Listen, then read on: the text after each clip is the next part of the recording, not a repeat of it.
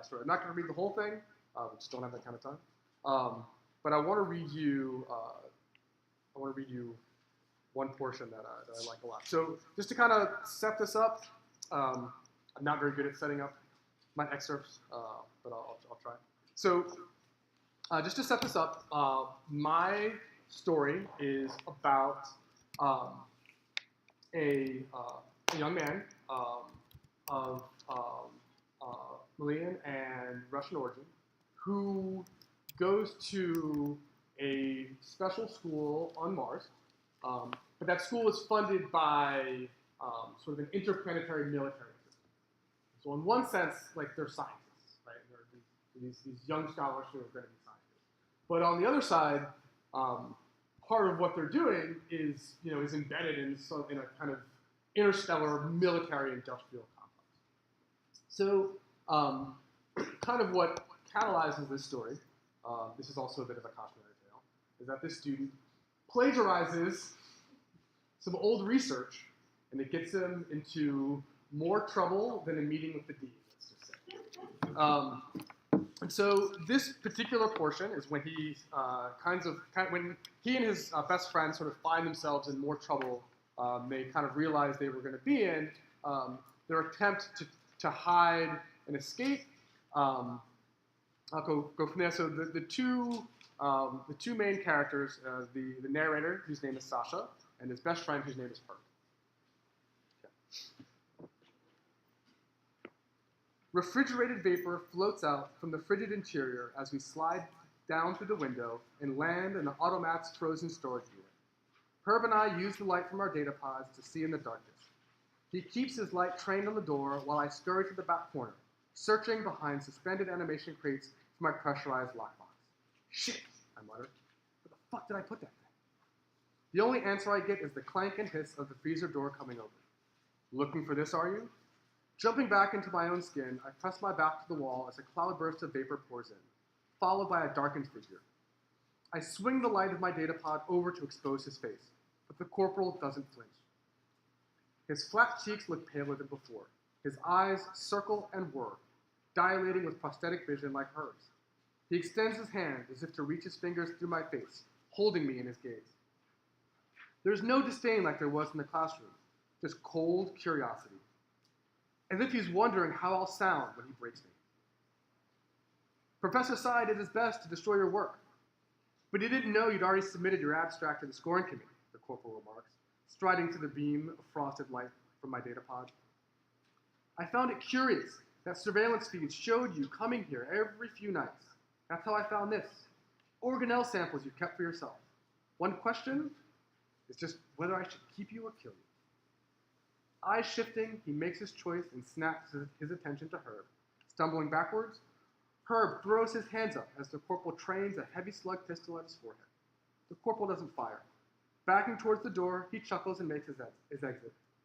I have what I need, so I might as well leave. You, on the other hand, can either go back out the way you came and turn yourselves in, or you can freeze to death in here. Your choice. The door slams and locks. It echoes like a cell door. The reverberation dies as Herb and I are left alone in the frozen dark with only the dim lights of our data pods. Herb points his straight at me. Tell me, he demands, voice shivering. No more secrets. What was that project you were working on, Sasha? We'll freeze to death if I explain it all, I tell him. Though I'd prefer to die in here than face that corporal again. But it's basically an interface of nanomachines and chromosomes at the subatomic level. Perfect human cybernetic fusion. I got desperate and borrowed some old abstracts I found in the librarian. I cleaned up some random errata in the calculations, and when it worked, I just went with it. His eyes narrow. How could you test something like that? On myself, how else? He's already thinking it. He just can't believe I'd do it. He looks at me like he doesn't recognize me, like I'm not the person he thought I was. Maybe I'm not. Maybe I got too desperate. Maybe I went too far, trying to prove I'm as smart as everybody else. Maybe I went too far, trying to get Delia to like me. It was more than that, though. It's about what it means to be an extraterrestrial human. People like me who live in space are loaded with cybernetic implants.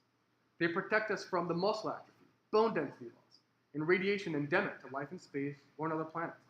They allow us to survive. but they are also a means of control for the corporate and government sponsors who paid for me.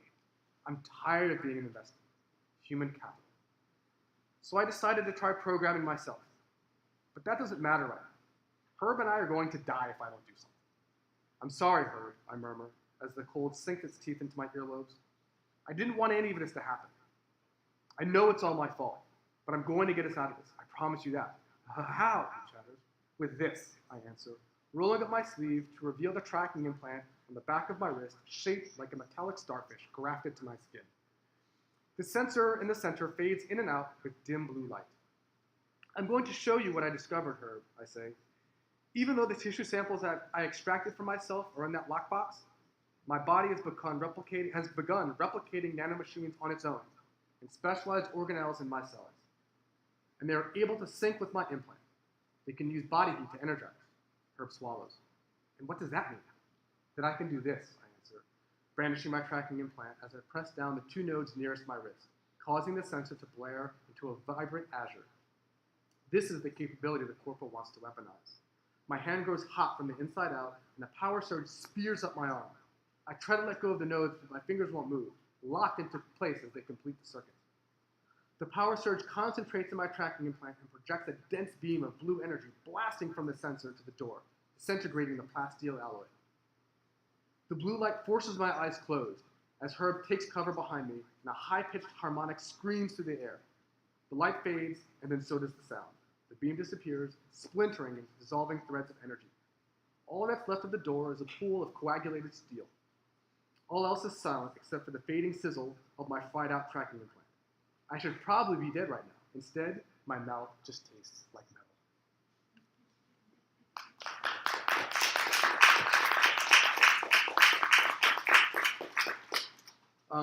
So, just one quick note.